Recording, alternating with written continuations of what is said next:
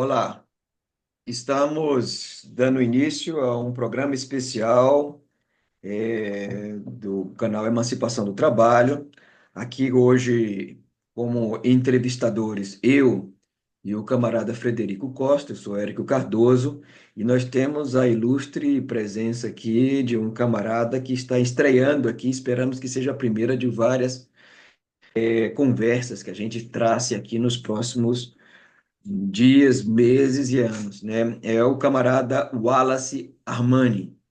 Ele é doutorando em Sociologia Política da UPRJ-UCAM, bolsista do CAPES, estagiário doutoral do Instituto de Filosofia da Academia Russa de Ciência, a RAS, bolsista do PDSE-CAPES, mestre em Sociologia Política da UPERJ, UCAM, e autor de livros ficcionais e não ficcionais. O nosso entrevistado se encontra na Rússia. Nós queríamos dizer que é uma felicidade contar contigo, a tua disponibilidade para dar essa entrevista nesse momento. Aqui no Brasil estamos no meio da tarde. Aí que horas são, Wallace? Agora são 22h23. Isso. E eu queria passar a palavra para o camarada Frederico Costa. Wallace, prazer em lhe conhecer. Boa tarde, boa noite, né? Que aqui no Brasil é a tarde. Eu queria fazer uma pergunta que eu acho muito importante, sabe? Que o que você vai responder, eu vou divulgar amplamente. Porque a ideia que se passa, que passe, é que é passada pela imprensa sobre a Rússia é uma ideia muito distorcida, né? A Rússia, eu não vou, todos nós sabemos, né? Mas as pessoas podem até pesquisar na internet, tem um patrimônio de cultura universal. Mas principalmente depois da Revolução Russa, foi considerado uma terra da barbárie, né? Inclusive, os nazistas, quando fizeram a guerra contra a Rússia, falavam que estava do lado da civilização cristã e ocidental. Durante a Guerra Fria também foi a cortina de ferro, uma terra gelada, sem liberdade, sem nada. E hoje, depois da guerra da OTAN, pelo menos eu identifico assim, da OTAN e dos Estados Unidos, né? Contra a Rússia, ressuscitou tudo isso, entendeu? Eu me lembro que eu estava numa discussão, num debate, e alguém falou assim: é porque a burguesia russa é mafiosa. Aí eu perguntei: qual é a burguesia que não é mafiosa nesse mundo? Certo? Então, tudo na Rússia, o governo é uma ditadura, a burguesia é mafiosa, é um atraso, e pelo que eu consigo filtrar, certo? As pessoas têm um amplo desenvolvimento individual, várias possibilidades, há um desenvolvimento econômico. O Ocidente, de fato, está assustado. Como é que a Rússia sustenta uma guerra como essa, que é bancada por vários países imperialistas? Então, eu queria que você explicitasse isso, né? Como é a vida na Rússia, né? Como é viver na Rússia, né? Você está sendo seguido, você está sendo oprimido, certo? Você está fazendo uma universidade aí, mas é uma universidade extremamente atrasada, ideológica, certo? Então, eu queria como é a vida na Rússia e como é que os russos veem o mundo. Seria isso. Perfeito, Frederico. Olha só, primeiramente, pessoal, Érico, Frederico, é um prazer estar aqui. Fico muito feliz pelo convite e ainda mais poder falar de um tema que, pelo menos para mim, é muito caro, muito, né? É um tema de interesse real. Então, eu cheguei em Moscou no dia 2 de fevereiro desse ano de 26 para poder fazer aí parte desse estágio doutoral aqui no NARAS, né, que é a Academia Russa de Ciências, que foi a primeira universidade do território russo, criada lá em 1724 por Pedro o Grande. Então, já passou de 300 anos a tradição da academia.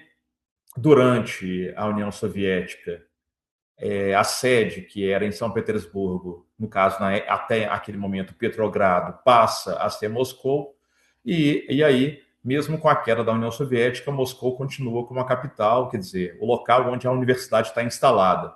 Ela tem várias unidades, como as universidades na Rússia, de forma geral, elas estão espalhadas pelo território. Não é como no Brasil, que você tem um campus que você concentra as várias faculdades, vários prédios naquele mesmo local. Aqui é espalhado pela cidade. Isso ocorre tanto em Moscou, quanto em Kazan, quanto em São Petersburgo e nas grandes cidades, né? É uma universidade bastante avançada do ponto de vista da produção do conhecimento. Dela saíram aí várias pessoas que foram consagradas com prêmios Nobel, né? Pesquisadores ocidentais, exatamente no meu departamento, que é a Instituto de Filosofia, algumas figuras célebres do pensamento ocidental na filosofia contemporânea do século XX e XXI já passaram por aqui, entre elas Jean-Paul Sartre, Jürgen Habermas, Deleuze, Derrida, quer dizer, figuras que às vezes a gente nem tem, a depender do nosso ponto de partida teórico e político, a gente nem tem, às vezes, tanta afinidade, mas são pensadores importantes, de forma geral, para o pensamento ocidental dos séculos XX e XXI. Então, você tem mais ou menos esse cenário, pelo menos do ponto de vista da universidade, onde se produz muito conhecimento, obviamente, em língua russa. Já em relação à vida aqui, eu vou falar um pouco a partir de Moscou e São Petersburgo, que são os lugares que eu conheço, e tenho contato com pessoas de outras cidades grandes, como em Ekaterimburgo, Kazan e outras. Eu vivo em um lugar, que é essa cidade de Moscou, que você tem saneamento básico, você tem sistema de saúde, você tem sistema de segurança, educação e outras coisas que, se comparadas àquilo que a gente chama de primeiro mundo, não ficam atrás. Principalmente em relação à questão urbana da cidade de Moscou e à questão da segurança pública. Vivemos em um período de guerra, obviamente, nesses 4 anos e meio. Porém, você consegue ver uma coisa que em nenhuma outra cidade do mundo. Eu sou natural de Belo Horizonte, Minas Gerais, e residia no Rio de Janeiro em função do doutorado. E em outras cidades do Brasil grandes, outras cidades também da Europa Ocidental, vamos dizer assim, ou até dos Estados Unidos, você não consegue ver, como acontece em Moscou, uma coisa que me assombrou de imediato: crianças andando nas ruas sozinhas, em qualquer horário do dia, pegando o metrô, que é o metrô mais organizado, mais limpo e mais eficiente do mundo. Você espera numa estação de metrô, a cada 1 minuto e 30 chega um novo metrô, então você pode, caso você perca o metrô, você pode ficar ali tranquilamente. Há um grau de segurança tal qual que crianças andam sozinhas pelo centro da cidade, pegam um transporte público e não há, por exemplo, risco nenhum de furto e assalto na cidade de Moscou. Então, você pode andar livremente com o celular na mão, você pode colocar seu celular num banco de praça, consultar a internet tranquilamente e não vai ter risco de ser assaltado.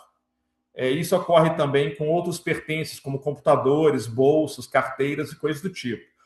Ao ponto de você sentar num ambiente comercial, por exemplo, um bar ou um café, e poder fazer seu lanche, tomar seu café tranquilamente, e você não vai ter problema de, caso se esquecer dos seus pertences, isso ser furtado. Comigo aconteceu assim, quando eu cheguei aqui, um supermercado local próximo da minha casa, em que eu fiz uma compra um dia, deixei lá umas notas de rublo, que é o dinheiro local, e aí cheguei em casa, dei falta de uma nota, pensei, perdi o dinheiro. 2, 3 dias após eu voltar ao mercado, a menina do caixa me reconheceu, veio correndo e me entregou uma nota no valor de 1.000 rublos, que é o equivalente a cerca de 67, 70 reais no Brasil.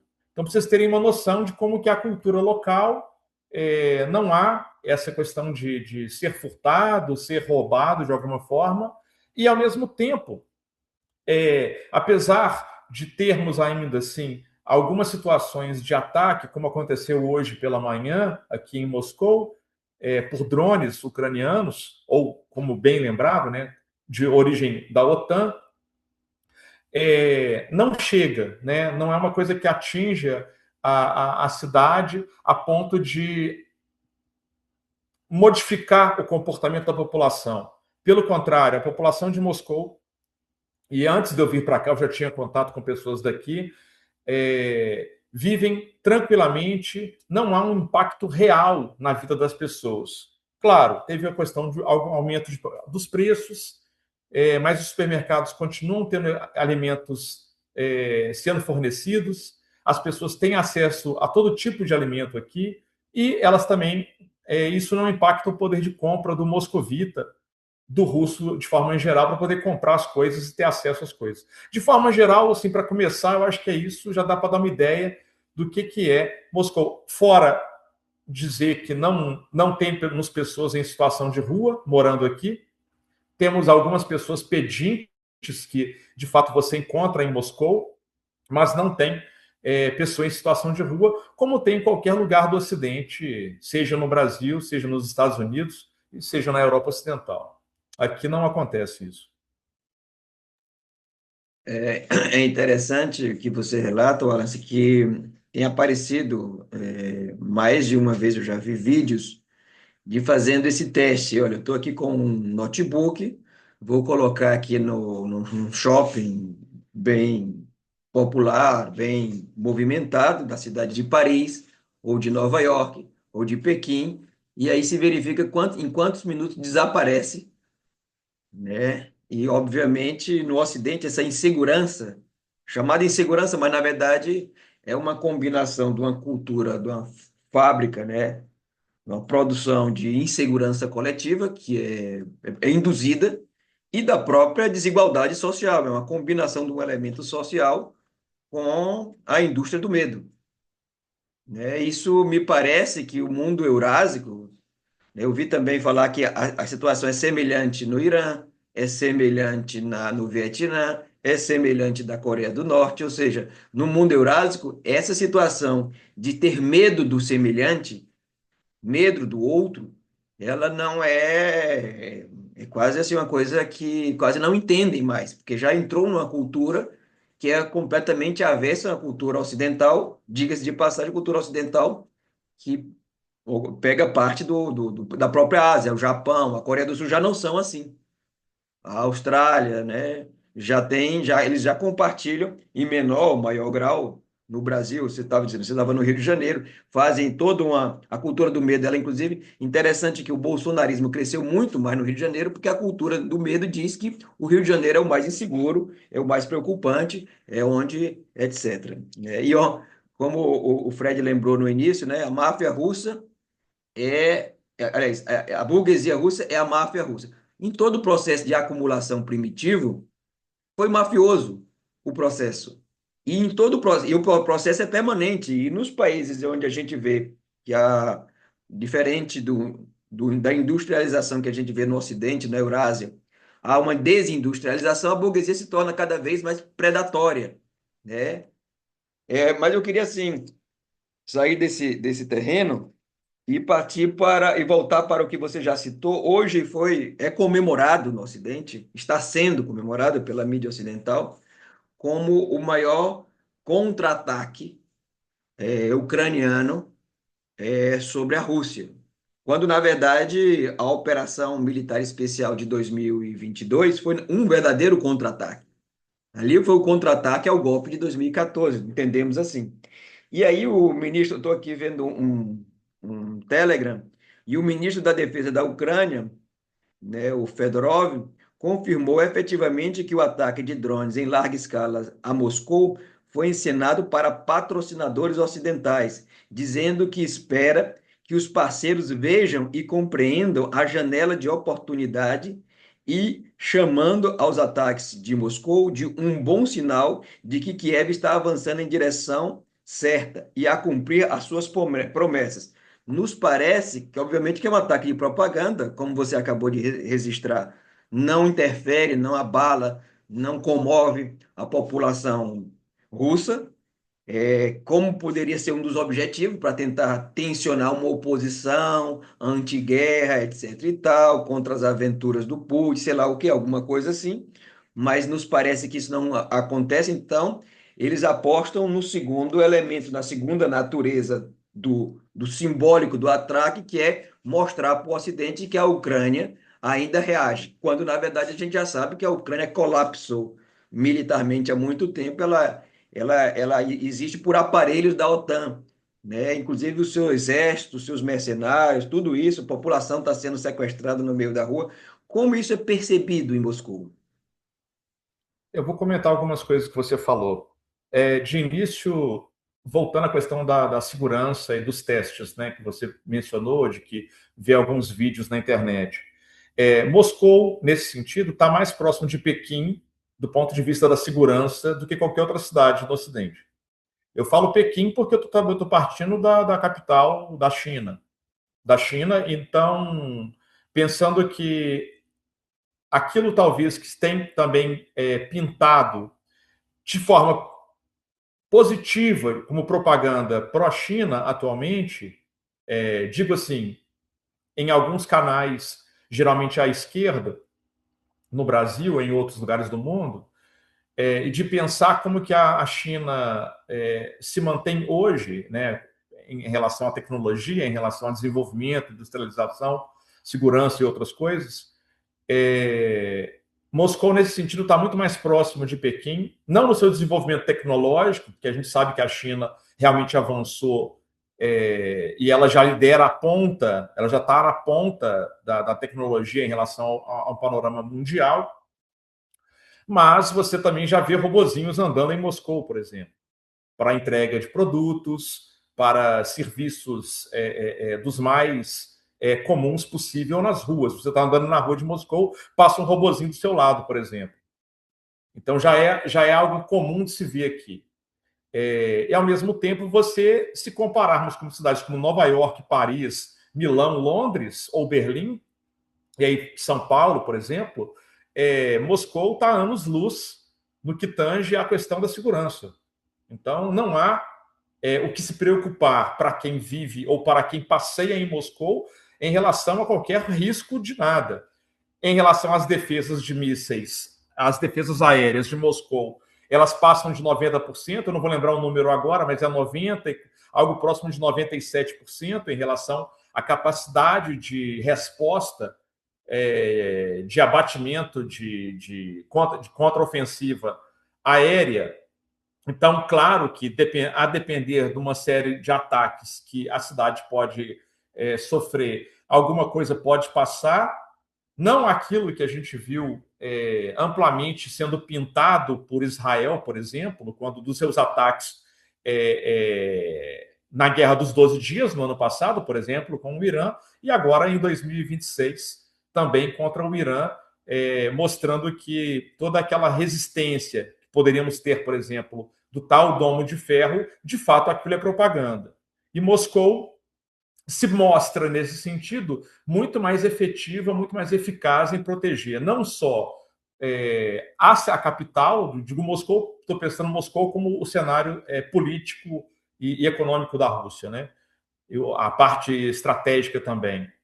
Ao mesmo tempo, São Petersburgo, que na semana passada que estava ocorrendo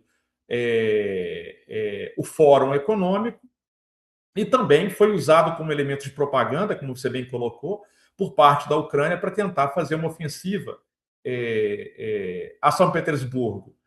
De fato, houve alguns ataques em São Petersburgo durante o fórum, mas nada também que abalou a estrutura da cidade a ponto de cancelar o evento.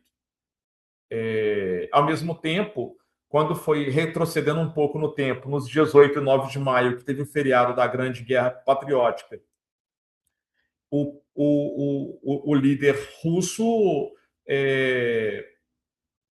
emitiu um comunicado a Kiev para poder fazer um cessar-fogo. E avisou que, caso Kiev fizesse qualquer ataque durante as festividades do dia 8 e 9 de maio, teria uma forte resposta, né? Uma resposta a ponto de fazer com que as pessoas de Kiev evacuassem as cidades. E o próprio e Moscou emitiu um comunicado falando: olha, se vocês ficarem em Kiev, vocês terão problemas. Então, para a gente ter mais ou menos uma noção de como que a coisa comporta. Do ponto de vista econômico e do desenvolvimento e da parte bélica, o que a gente pode pensar é o seguinte: em 4 anos e meio de guerra, normalmente figuras que estão no poder tendem a perder popularidade, o que não aconteceu em Moscou.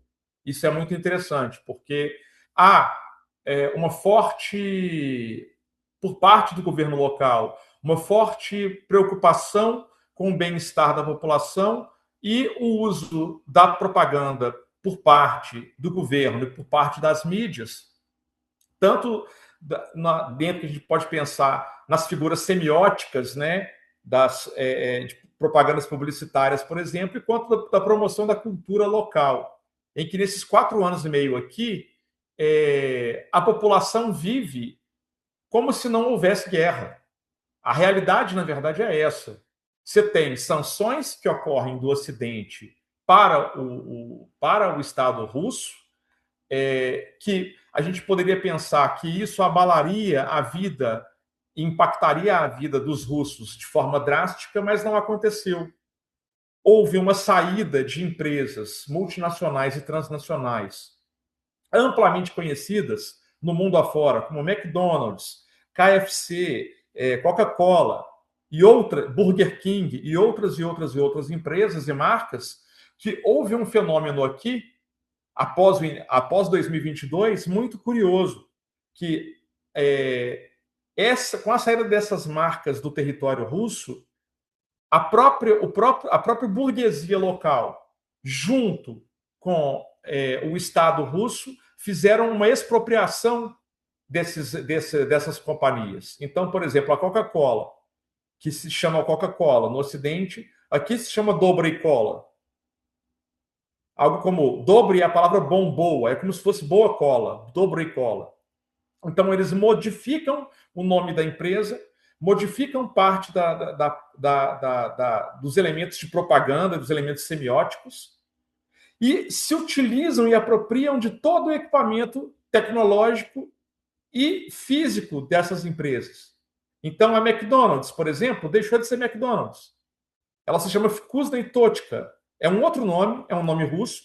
Eles modificaram a logomarca da empresa e o nome dos produtos, dos lanches da McDonald's passaram a ter um outro nome, mas a tecnologia, os ingredientes, todas as matérias-primas são todas daquela que a McDonald's operava aqui. Então, na Deixa eu te verdade... perguntar uma coisa, Wallace. Desculpa te interromper, eu queria Claro. também passar por Fred, mas antes de te perguntar, você se lembra que um grande boom de desenvolvimento brasileiro, você é estudioso e sabe disso, que foi justamente durante o período da Segunda Guerra Mundial que houve uma economia substitutiva. O Brasil foi obrigado a industrializar para produzir as mercadorias que a Europa em guerra não produzia. Me parece que o que você está dizendo aí sobre a expropriação, apropriação, estatização ou substituição de uma burguesia internacional por uma burguesia, por setores nacionais da burguesia, foi progressivo para a Rússia. Foi, porque imaginar o seguinte, antes de passar para o Federico, é impressionante como um Estado da magnitude do Estado russo, pela sua extensão geográfica, são 11 fusos horários aqui, para termos uma ideia. Então, continua sendo, mesmo com a queda da União Soviética, continua sendo o maior território, geograficamente falando, no globo. E você conseguir, ao mesmo tempo, manter o Estado numa situação de guerra e com as sanções que o Ocidente faz com a Rússia. Por exemplo, não tem como vocês enviarem dinheiro para cá, por exemplo. Se vocês quiserem... Eu tenho uma conta no banco Sberbank, aqui da Rússia, por exemplo. Se vocês tentarem enviar dinheiro para mim por um banco brasileiro, mesmo essas fintechs como Western Union, Nomad, Wise e outras, não tem como. Então, a gente conseguiu aqui arrumar uma forma de conseguir ter acesso a dinheiro de outras maneiras.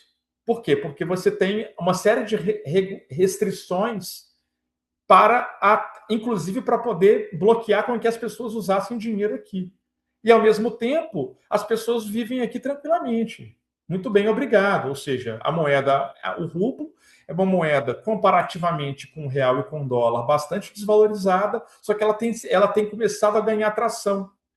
E a economia local, você compra tudo em rublo, você usa rublo para tudo, qualquer tipo de serviço, e consegue, às vezes, também achar, através de casas de câmbio, locais onde você pode comprar, por exemplo, caso você tenha dólar em espécie, você também consegue utilizar aqui no território. Não para poder comprar produtos em dólar, mas para poder comprar dólar, trocar dólar em rublo, por exemplo.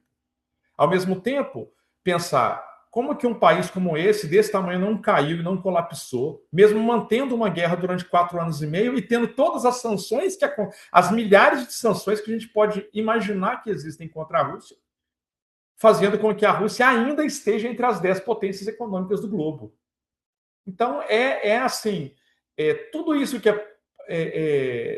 é pichado de propaganda ocidental, mesmo ainda na época da Guerra Fria, como vocês bem colocaram, após a queda da União Soviética, de fato, os anos 90 foram um processo de instauração de um neoliberalismo radical por parte do Boris Yeltsin, e que com a entrada do Putin em 2000, 99 para 2000, a partir de lá a coisa mudou e a Rússia voltou a se tornar uma potência em todos os seus aspectos que a gente pode entender como potência. Não fica atrás de nada dos países, por exemplo, da Europa Ocidental.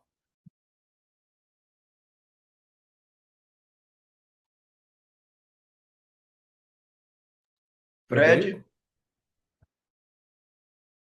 Uma curiosidade, em vários momentos, várias reportagens dos Estados Unidos falam de brasileiros que foram tratar coisas simples, foram nos pronto-socorros dos Estados Unidos e saíram devendo milhares de dólares. Aí eu queria fazer uma pergunta bem simples para quem vai nos assistir, estará nos assistindo. Você já adoeceu aí em Moscou? E você está devendo milhares de rublos ou não? Não. Então, não, a sua pergunta é ótima, na verdade, porque vamos fazer uma pequena uma comparação com o Brasil, que nós temos o SUS. Nós temos um sistema, né, unificado de saúde, que nos dá acesso gratuitamente aos serviços, inclusive se for estrangeiros que estiverem em solo brasileiro, que podem usar o SUS livremente. A gente sabe que aquilo que se pratica nos Estados Unidos para não falar outra coisa, um descalabro, né? Assim, do ponto de vista civilizatório, se o cara tiver com qualquer enfermidade, pegar uma ambulância, por exemplo, nos Estados Unidos, que no Brasil é gratuitamente pelo SAMU e pelo SUS, o cara pode pedir para nascer, porque ele vai ter que se endividar, ele vai se endividar automaticamente. No caso da Rússia, o que acontece é o seguinte: quando ainda estávamos na União Soviética, os serviços de saúde eram gratuitos. Ok? A gente não pode perder isso de vista. Era um Estado socialista, o Estado soviético, e ele era gratuito. Não só a saúde, como a educação. Hoje, infelizmente, nem a educação nem a saúde no Estado russo são gratuitos. Porém, não é nada que vai fazer com que a pessoa fique endividada a perder de vista como nos Estados Unidos. Eu falo porque eu não fiquei doente aqui, mas eu também possuo um seguro saúde que cobre qualquer enfermidade que eu tiver aqui. Mas quando eu precisei de fazer um exame de sangue, que é um exame de rotina aqui, para poder ter comprovação de documentação, você tem que fazer uns exames não só de sangue, mas exame de pulmão, verifica se você tem tuberculose, por exemplo, verifica se você é portador de HIV, se você possui sífilis, se você é usuário